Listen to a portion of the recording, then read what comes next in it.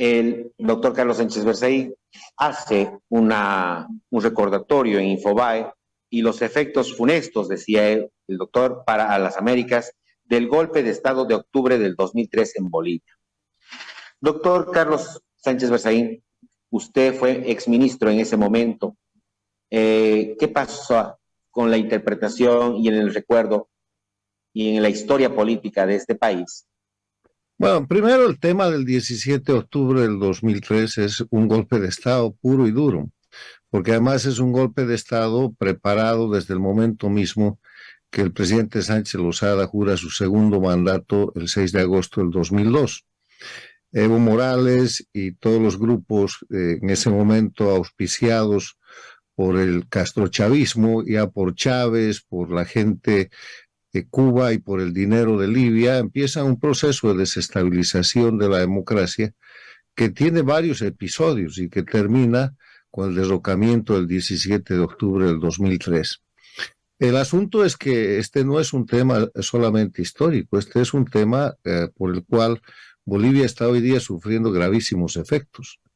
El 17 de octubre del 2003 Bolivia era una república democrática que estaba fundada en la organización, en la base de la nación boliviana.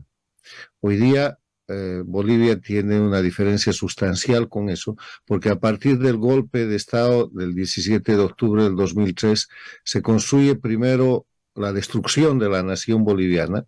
Segundo, se establece una dictadura. Hoy día Bolivia vive en dictadura. Hay más de 180 presos políticos, más de 8.000 exiliados.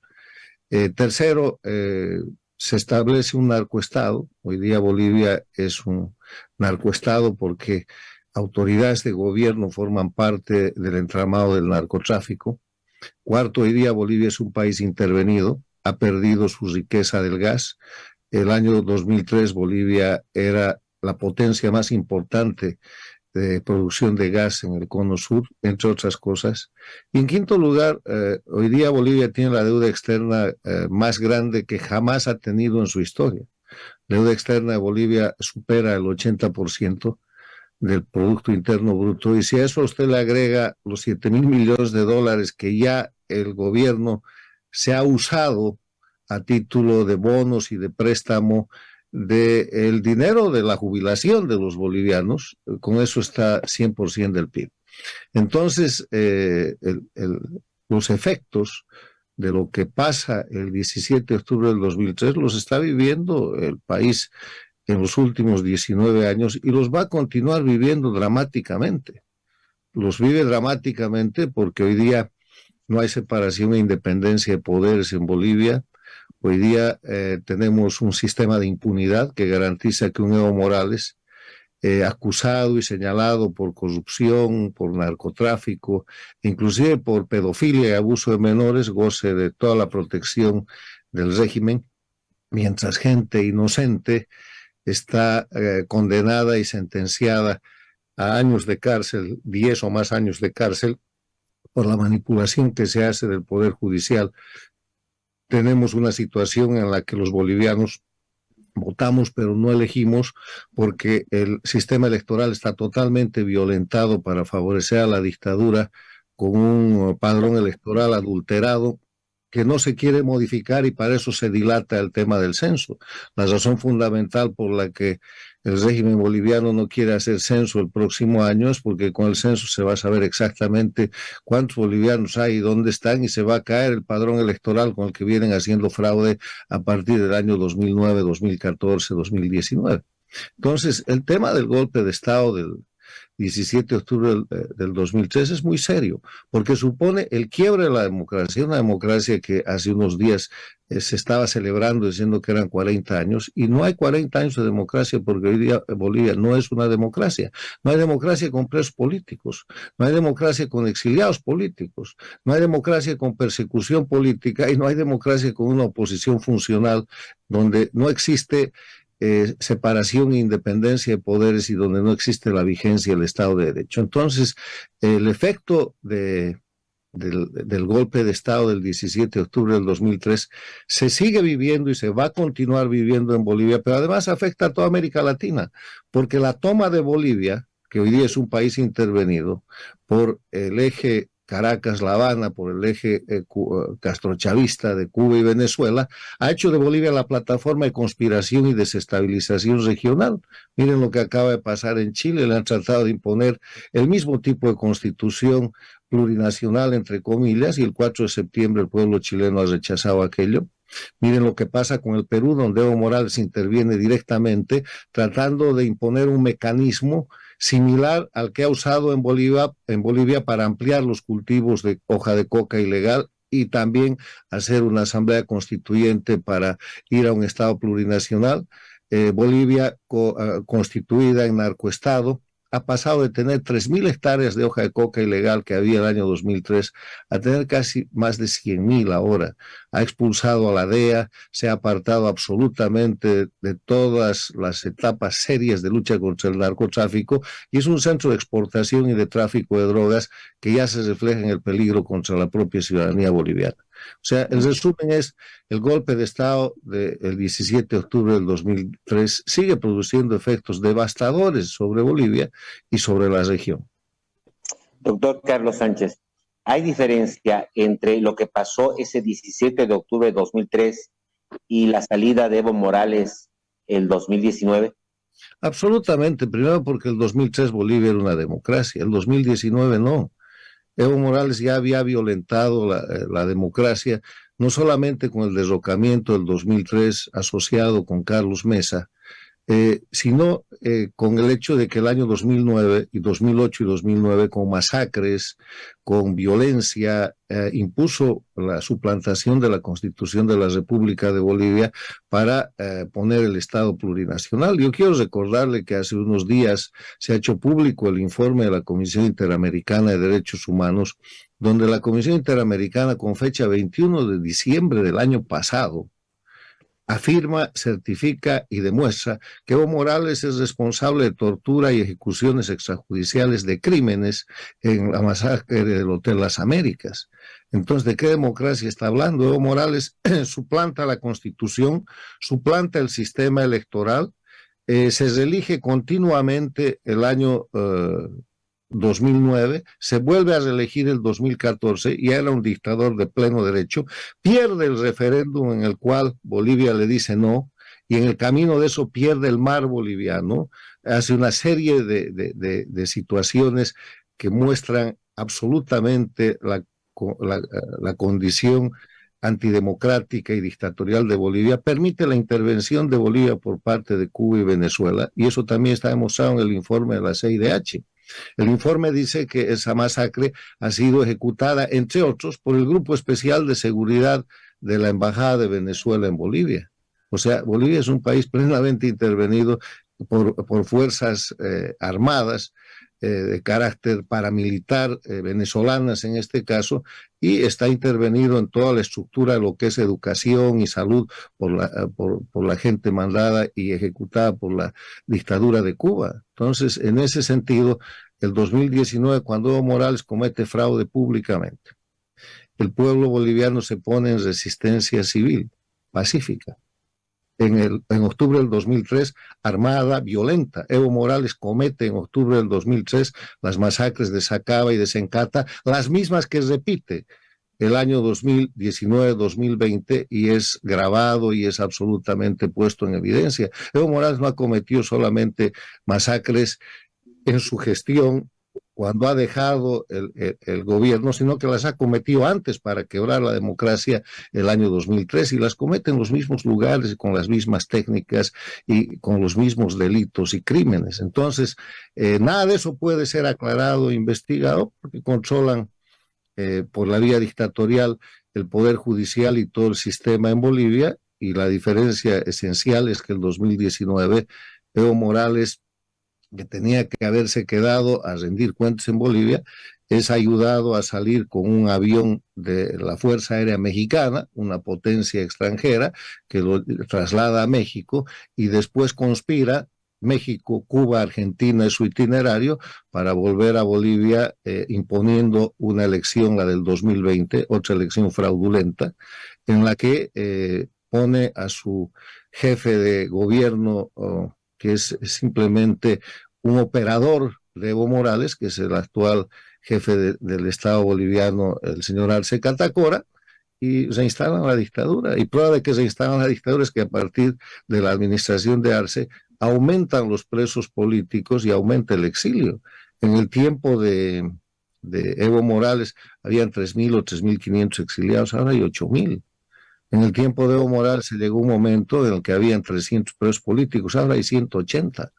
Entonces, aquí nada ha cambiado y la diferencia fundamental es que la salida de Evo Morales se produce por resistencia civil pacífica del pueblo boliviano, donde Evo Morales ordena masacres contra el pueblo boliviano que ni la policía ni las Fuerzas Armadas ejecutan, y por eso han mandado presos y están presos ahora los mandos militares de ese momento o perseguidos que rehusaron las órdenes de Evo Morales de ensangrentar al país. Perfecto. Voy a dar paso a mi compañero Never Antelo. Muchas gracias. Un saludo al licenciado Carlos Sánchez Berzaín por también conversar con nosotros y este análisis de lo que está ocurriendo en el país. Y este último punto que usted decía, el proceso contra los mandos militares. ¿Cómo se garantiza de que las Fuerzas Armadas cumplan órdenes, ¿cierto? Vayan a defender a la patria, ¿no? Y luego se los procesen. Bueno, el tema de las Fuerzas Armadas es que las han desinstitucionalizado absolutamente. Y el proceso de desinstitucionalización empieza con la persecución política posterior al golpe del 2003. Yo quiero recordar de que los primeros mandos militares que son mandados a la cárcel precisamente por manipulación política del gobierno de Carlos Mesa y Evo Morales para tapar sus crímenes cometidos en octubre del 2003 es el mando militar de ese momento, que simplemente defendió la institucionalidad democrática del país. Quiero recordarle además algo que los bolivianos no debemos olvidar. Evo Morales llega a ser candidato a la elección del año 2005 porque Carlos Mesa le firma 2 decretos de amnistía. Evo Morales tenía que responder por las masacres que cometió para dar el golpe de Estado de octubre del 2003, pero Carlos Mesa le firma a la semana, a los pocos días del golpe de Estado del 17 de octubre del 2003, 2 decretos de amnistía, donde amnistía a todo el grupo de conspiradores, pero abre la posibilidad de perseguir y enjuiciar a la gente que había defendido el orden público, el gabinete, las autoridades democráticas y los mandos militares. Entonces ahí se desata la primera persecución política y acto seguido, del año 2004, alteran la Constitución y falsifican el sistema de reforma constitucional, introduciendo la Asamblea Constituyente, que no está permitida por la Constitución de la República, que solo autoriza la reforma parcial de la Constitución. Entonces, falsificando una ley, agarran y le meten un artículo donde dice que la Asamblea Constituyente existe en Bolivia, y eso es un crimen, pero además es un acto nulo de pleno derecho, sancionado por el artículo 30 de la Constitución de la República, que dice que son nulos los actos de quienes usurpen funciones que no les competen o ejerzan jurisdicción o potestad que no emana de la ley. O sea, crímenes, crímenes, crímenes. Evo Morales llega a la presidencia cuando debía estar en los tribunales de justicia respondiendo por las masacres, pero llega a la presidencia porque puede ser candidato gracias a los decretos de amnistía que le firma Carlos Mesa, y que el año 2019 yo le pido con carta pública a la presidenta Áñez que abrogue o que derogue, y que tampoco quiso derogar. Siguen vigentes esos decretos y Evo Morales sigue amnistiado. Y quiero recordar que en su gobierno Evo Morales ha firmado amnistías para Carlos Mesa, para Jorge Quiroga y para otra gente que lo acompaña en la oposición funcional, y que aplaudieron fuertemente el golpe de Estado del año 2003. ¿Qué resultados hay de este supuesto golpe de Estado del 2003? ¿Ha habido alguna investigación, alguna denuncia oficial, o todo quedó parado? No, todos están en los juicios manipulados por los jueces de la dictadura. No hay ninguna garantía judicial para esclarecer la verdad, pero hay documentos de confesión. Yo quiero recordarle a usted que después de que Evo Morales se instala en el poder, inclusive durante el gobierno de Carlos Mesa, toda la gente que formó parte del golpe de Estado empieza a reivindicar que habían dado un golpe de Estado. Era un mérito haber participado del golpe de Estado del 17 de octubre, y con eso se conseguían posiciones oficiales. Yo quiero recordarle que quien estaba a cargo de la Oficina de Derechos Humanos en ese momento en Bolivia, Sacha Llorenti, termina ministro del Interior de Evo Morales. Y así se forma el gobierno de Evo Morales con toda la gente que simulando posiciones neutrales en el golpe de Estado del 2003 formaron parte del derrocamiento del presidente Sánchez Lozada. Y en esa dinámica quiero llevarlo a recordar un libro que escribe Felipe Quispe Malcu, que se llama La caída de Goni, donde él confiesa toda la operación subversiva armada que montaron en la zona de Achacachi y en el altiplano paseño para derrocar al presidente. Y quiero recordarle que hay publicaciones y prueba de la participación de las FARC y de efectivos militares, efectivos armados peruanos para favorecer el derrocamiento del presidente Sánchez Lozada. O sea, está todo documentado, pero lo que el gobierno ha hecho es una limpieza inclusive de las noticias. Si ustedes buscan las noticias de la época, ustedes buscan los periódicos de la época, están desaparecidos del sistema de Google, porque se ha encargado el régimen dictatorial de Bolivia de hacerlos desaparecer. ¿Dónde está la agenda de octubre, por ejemplo? Al día siguiente del derrocamiento sube al alto Carlos Mesa, ya como presidente, y compromete y suscribe lo que se llama la agenda de octubre. La agenda de octubre con Evo Morales, con Felipe Quispe y con otros dirigentes, ¿qué decía? ¿Qué dice? Dice la nacionalización del gas. Ahí está Bolivia sin gas. Dicen Asamblea Constituyente, ahí está la Bolivia plurinacional que reemplaza y suplanta y está terminando con la nación boliviana. Libre cultivo de coca, ahí está el narcoestado. O sea, establecen una agenda de triunfo sobre el golpe de Estado con la cual han destrozado el país. Yo quiero pedirles que ustedes comparen la Bolivia del año 2022, 19 años después del golpe de Estado, con la Bolivia del año 2003. La Bolivia del año 2003 no tenía un solo preso político, no tenía un solo perseguido político y no había exilio político. La Bolivia del 2003 era la Bolivia de la nación boliviana, fundada en la unidad, en la diversidad, y venía desarrollando desde el retorno a la democracia en 1982 y desde de que se paró la hiperinflación en 1985, políticas de Estado. Una política de Estado era la democracia, otra política de Estado era la nueva política económica, otra política de Estado era la lucha contra el narcotráfico. Han acabado con todo eso. Y hoy día Bolivia es un país que está hiperendeudado, en el cual el gobierno, el régimen, para seguirse sosteniendo, le está metiendo la mano a los fondos de jubilación de los bolivianos. El escándalo de la famosa institución esa que llaman gestora, que es nada más el instrumento para robarle a los bolivianos su jubilación. Ya han tomado 7,000 millones de dólares de los recursos de jubilación y ahora quieren tomar más.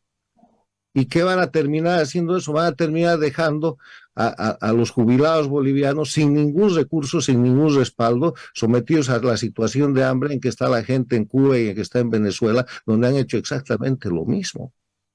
Y en ese sentido, lo que está pasando en Bolivia, hay focos de resistencia, pero el proceso es robarle a los bolivianos sus fondos de jubilación y ya está en marcha, porque ese es dinero privado. Eso es dinero que los bolivianos han aportado durante su vida de trabajo y durante que los trabajadores ahora siguen aportando para que los jubilados tengan renta. Y ese dinero simplemente se lo están llevando a las arcas del Estado para pagar sueldos y para pagar deuda, y ya se han llevado 7,000 millones de dólares, y para hacerlo mejor han sacado las AFPs y han creado lo que llaman la gestora. O sea, la diferencia entre la Bolivia de hace 19 años y la Bolivia de hoy es trascendental, y la gente lo siente. La gente sabe que hay un narcoestado. La gente sabe que en Bolivia hay gente que goza de absoluta impunidad, Evo Morales y todos sus cómplices y la gente que está en el gobierno. La gente sabe que en Bolivia hay miedo y que por eso la oposición funcional no habla. ¿Dónde está el reconocimiento de parte de los opositores, como el alcalde de La Paz, o el alcalde de Cochabamba, o el gobernador de Santa Cruz, o el alcalde de Santa Cruz, o los diputados, o el propio Mesa, de decir que en Bolivia hay presos políticos? Si Samuel Doria Medina, el candidato a la vicepresidencia junto con la señora Áñez está ahora presa, acusada de un delito que nunca ha existido, que es el supuesto golpe de Estado, que era fraude electoral y que todo el mundo vio que era fraude electoral, y contra la prueba infraganti de 11 millones de bolivianos que vieron fraude electoral, han impuesto una narrativa falsificada que dice que eso fue un golpe de Estado, y todos callados y bien, gracias. O sea, todo eso Muy bien. funcional simplemente aceptando los crímenes de la dictadura, y eso es el efecto que ha producido la ruptura democrática con el golpe de octubre del 2003. Y va a seguir. Hoy el expresidente, perdón, permítame, licenciado, hoy el expresidente Evo Morales en su cuenta de Twitter personal dijo, con la ley 424 del 17 de octubre del 2013 declaramos esta fecha como Día de la Dignidad Nacional, para honrar la memoria, dice, de más de 70 hermanas y hermanos salteños asesinados por el gobierno neoliberal y privatizador que pretendía entregar nuestro gas a Chile y Estados Unidos. Y publica ahí las fotografías, ¿cierto?, de Gonzalo Sánchez de Lozada, Carlos Mesa también, que usted fue parte de ese gobierno, ¿no? Claro, yo era el ministro de Defensa y antes fue ministro de la Presidencia. Y yo le quiero decir que Evo Morales hace lo de siempre, atribuye sus crímenes a las víctimas. Y lo que está escribiendo en ese Twitter es simplemente la narrativa para justificar sus crímenes y para encubrirse. Yo le hago un desafío a Evo Morales, en tribunal independiente que anule los decretos de amnistía. ¿Por qué sigue protegido por los decretos de amnistía que le ha firmado Carlos Mesa? Esos decretos de amnistía le permiten seguir impune en delitos que no prescriben, porque él es el responsable de esos muertos y de esos asesinatos, como es el responsable de las nuevas masacres de Sacaba y de Sencata que ha cometido el año 2019-2020. Como es responsable de las 6 o 7 masacres que ha cometido en El Porvenir, en La Calancha, en el Hotel Las Américas, en Cochabamba, en Arani, en diferentes lugares del país para imponer la famosa constitución del Estado plurinacional, como es responsable de la tortura y secuestro de bolivianos que está certificada por la Comisión Interamericana de Derechos Humanos. O sea, ahí estamos viendo un informe internacional donde Evo Morales está señalado, atrapado en crímenes que él repite permanentemente y que cometía desde que era dirigente cocalero en la década de los 90, que son crímenes de asesinato, tortura, actos criminales que terminan asesinando bolivianos. No es un hecho. O sea, el año 2019-2020 no estaba ni Sánchez Lozada ni su gobierno. Y Evo Morales vuelve a cometer masacres en Sacaba y en Sencata.